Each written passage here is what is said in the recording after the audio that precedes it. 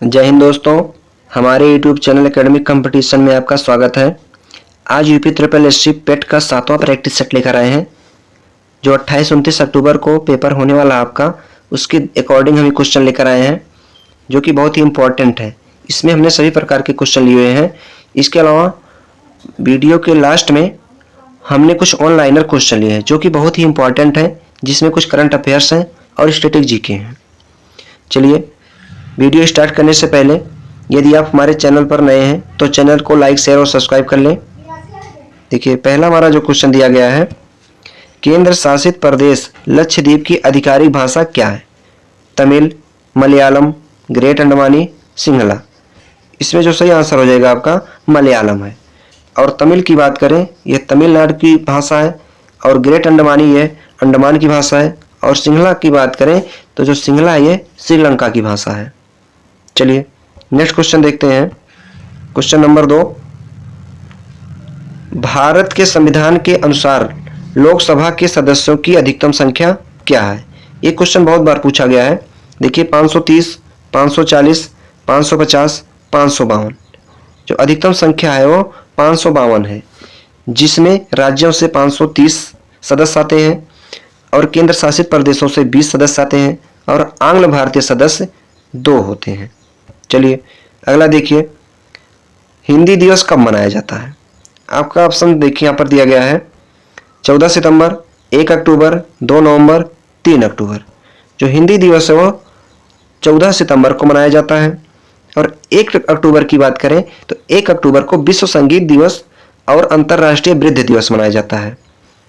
आगे देखिए, अगला क्वेश्चन दिया गया है, इनमें से कौन सा देश सार्क का सदस्य नहीं है? नेपाल, बांग्लादेश, अफगानिस्तान, म्यांमार। ये जो म्यांमार है ये सार्क का सदस्य नहीं है। और सार्क के मुख्यालय की बात करें तो जो सार्क का मुख्यालय होता है वो काठमांडू में स्थित है। और इसमें 8 देश शामिल हैं, जिनके नाम है भारत, पाकिस्तान, अफगानिस्तान, भूटान, बांग्लादेश, नेपाल, श्रीलंका और मालदीव। ये 8 देश सार्क में शामिल हैं। अगला देखिए, क्वेश्चन नंबर नेक्स्ट देखिए, इकोनॉमिक्स से संबंधित क्वेश्चन है। देखिए, आर्थिक सर्वेक्षण किसके द्वारा प्रकाशित किया जाता है? ऑप्शन है नीति आयोग, भारत सरकार, वित्त मंत्रालय, भारतीय सांख्यिकी संस्थान। इसका जो आपका आंसर हो जाएगा वित्त मंत्रालय। इसके द्वारा आर्थिक सर्वेक्षण का प्रकाशित किया जाता है। चलिए अगला है, सरदार सरोवर बांध कहाँ स्थित है? नागालैंड, पश्चिम बंगाल, त्रिपुरा, गुजरात। सरदार सरोवर बांध गुजरात में स्थित है। ठीक है। और नागालैंड की बात करें, नागालैंड की राजधानी आपकी कोहिमा है, पश्चिम बंगाल की राजधानी कोलकाता है, त्रिपुरा की राजधानी अगरतला है। चलिए आगे चलते हैं।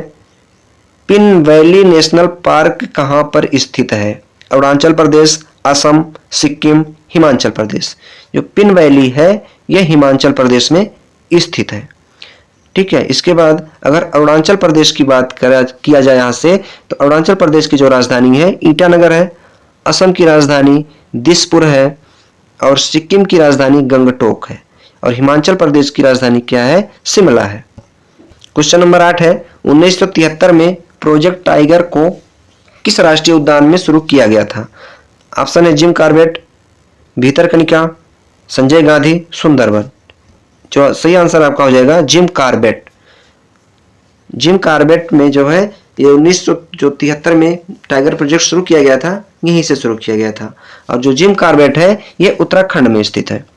अगर यहीं पर भीतरकनिका की बात करें, यह उड़ीसा में है, संजय गांधी जो नेशनल पार्क है यह मुंबई में है, और सुंदरबन पश्चिम बंगाल में है।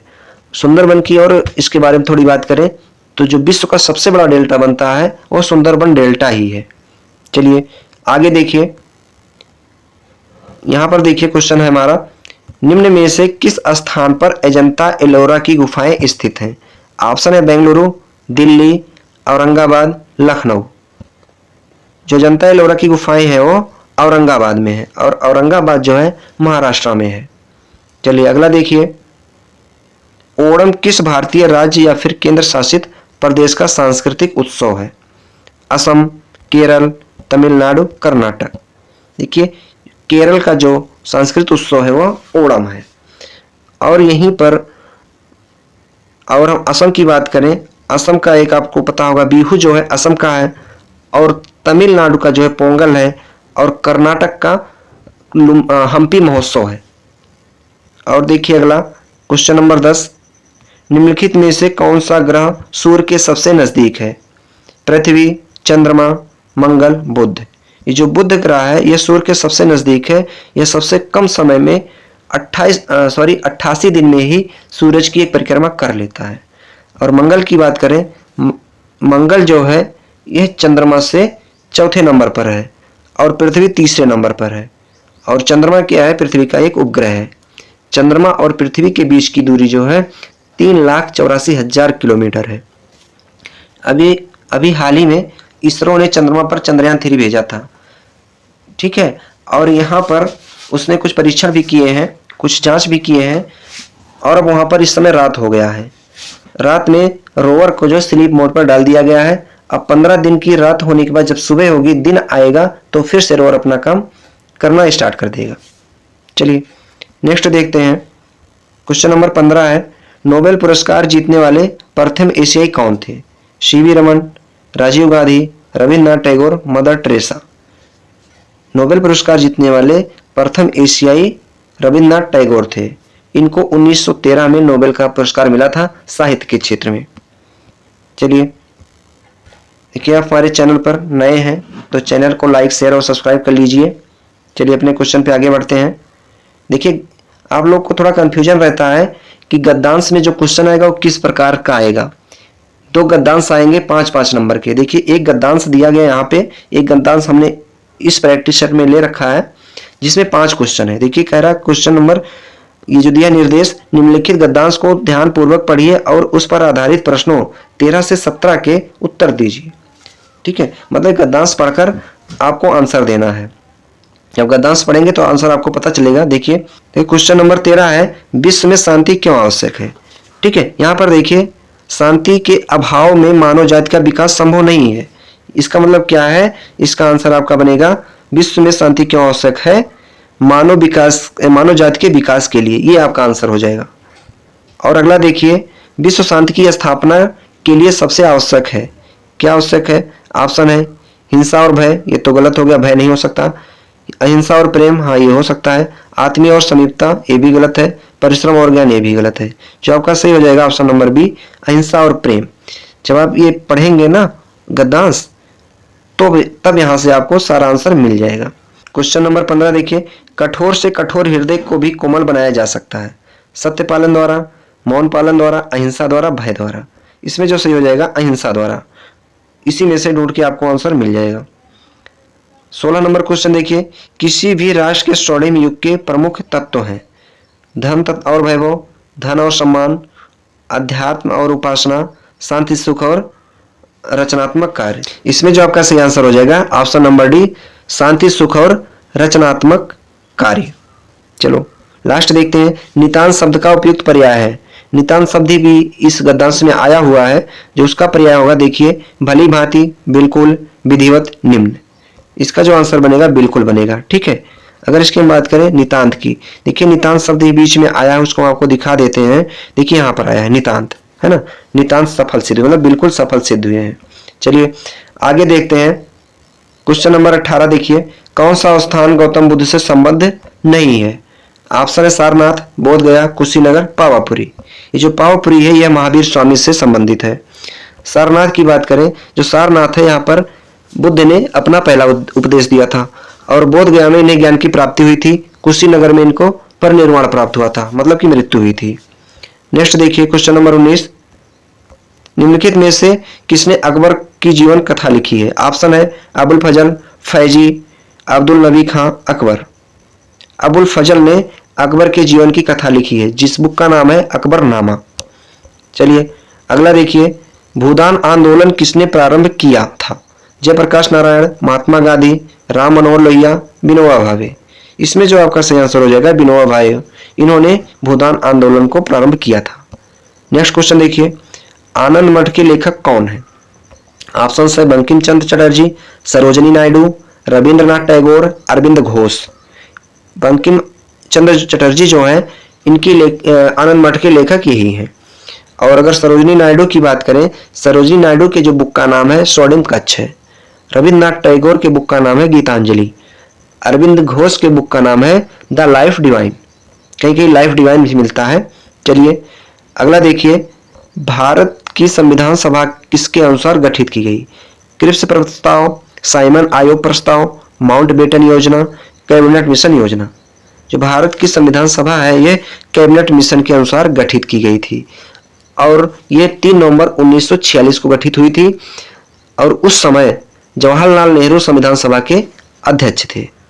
अगला देखिए, लाइफ डिवाइन पुस्तक के लेखक कौन है? अभी हमने बताया है जो अरविंद घोष है ये लाइफ डिवाइन पुस्तक के लेखक हैं। चलिए नेक्स्ट देखिए, प्रथम भारतीय नोबेल पुरस्कार विजेता कौन थे? रविन्द्रनाथ टैगोर, हरगोविंद खुराना, अमर्त्य सेन, सीवी रमन। इसको भी हमने बताया है कौन है, रविन्द्रनाथ टैगोर हैं, जिनको साहित्य के क्षेत्र में 1913 में मिला था नोबेल पुरस्कार।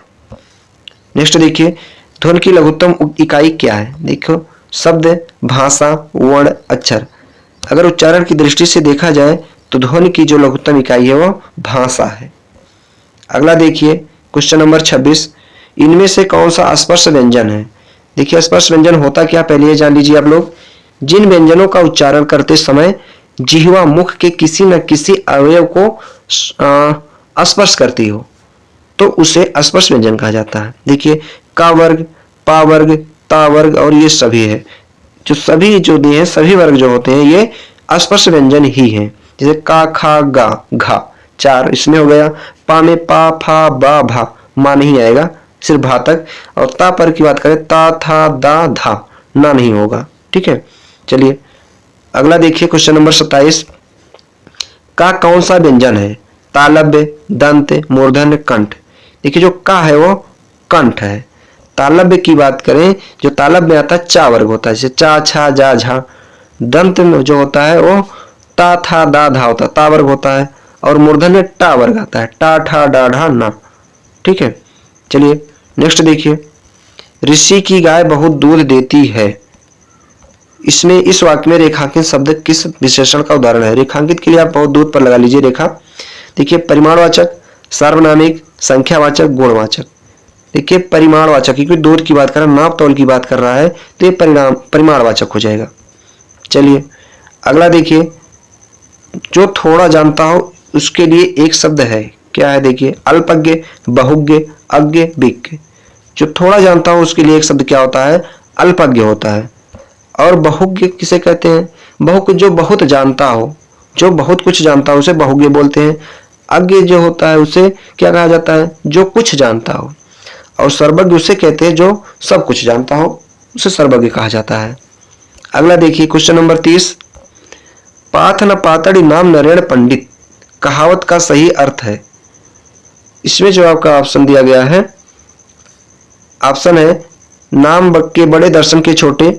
नाम में क्या रखा है? पोथी पन्ना ही पंडित की पहचान है।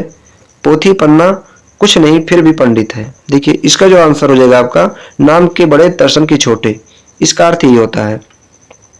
ठीक है, चलिए इसके बाद हम कुछ ऑनलाइनर क्वेश्चन लिए हैं जिसमें स्टैटिक जीके हैं और कुछ करंट अफेयर्स हैं जो कि बहुत ही इंपॉर्टेंट है। चलिए ऑनलाइनर स्टार्ट करने से पहले आप हमारे चैनल को लाइक, शेयर और सब्सक्राइब कर लीजिए। चलिए क्वेश्चन देखते हैं, सेल्सियस पैमाना को पूर्व में क्या कहा जाता था? सेंटीग्रेड पैमाना कहा जाता था। सेंटीग्रेड को कैसे लिखते हैं? डिग्री सेल्सियस ऐसे लिखा जाता है, इस टाइम का है। और एलएनजी देखो, लिक्विफाइड नेचुरल गैस का मुख्य संघटक कौन सा है? क्या पाया जाता है उसे? मीथेन पाया जाता है। अगला है कुतुब मीनार किसकी स्मृति में बनाया गया, मतलब किसकी याद में बनाया गया है? ये कुतुबुद्दीन बख्तियार काकी की याद में बनाया गया है। और अगला देखिए क्वेश्चन नंबर यहाँ पर 4 दिया है, किसने कहा elect A government that works? ये इंदिरा गांधी ने कहा था। और अगला है सूर्य और पृथ्वी के मध्य अधिकतम दूरी कब होती है? 4 जुलाई को होती है। चलिए इसके बाद हमने अब करंट अफेयर्स लिख रखे हैं। देखिए इसमें जो हमारा करंट अफेयर है, देखिए इसको बहुत ही इंपॉर्टेंट है। हाल ही में वर्ष 2022 में, देखिए 2022 की बात कर रहा है, में स्मार्ट सिटी मिशन के तहत अनुकरणीय प्रदर्शन में कौन सा राज्य शीर्ष स्थान पर रहा है? जो ऑप्शन आपके जो सही हो जाएंगे आपके मध्य प्रदेश हो जाएगा। ठीक है, मध्य प्रदेश। अगला है, हाल ही में उदयपुर को किसने मिस इंटरनेशनल इंडिया 2023 का खिताब जीता है? इसका जो उत्तर है परवीना अंजना। तीसरा देखिए, हाल ही में किस टीम ने 5 खिलाड़ियों वाला 5 ए साइड हॉकी एशिया कप 2023 का खिताब जीता है? भारतीय टीम ने जीता है। और अगला देखिए, हाल ही में भारतीय मूल के किसने सिंगापुर के राष्ट्रपति पद का चुनाव जीता है? बहुत ही इंपॉर्टेंट है, नाम उनका है थर्मन सनगुमरत्नम। और अगला है, हाल ही में वर्ष 2023 का दूसरा नौसेना कमांडर्स सम्मेलन कहां शुरू हुआ है? इसका जो आंसर है नई दिल्ली। अगला है, आसियान इंडिया शिखर सम्मेलन 2023 का आयोजन किस देश में हुआ है? जो आसियान इंडिया शिखर सम्मेलन 2023 का आयोजन हुआ है और इंडोनेशिया की राजधानी जकार्ता में हुआ है। अगला है, G20 2023 का आयोजन किस देश में किया जा रहा है? जो 2023 में G20 शिखर सम्मेलन होने वाला है वो भारत में हो रहा है। आगे देखिए, हाल ही में किस देश में अगला देखिए, हाल ही में किस देश में गाई जात्रा उत्सव मनाया गया? ये जो गाई जात्रा उत्सव है ये नेपाल में मनाया गया। अगला है, दर्शक का स्त्रीलिंग रूप है। जो दर्शक का स्त्रीलिंग रूप होगा वह दर्शिका हो जाएगा। यदि हमारा वीडियो आपको अच्छा लगा हो तो हमारे वीडियो को लाइक, शेयर और कमेंट करें। इसके साथ ही हमारे चैनल को सब्सक्राइब भी कर लें। जय हिंद।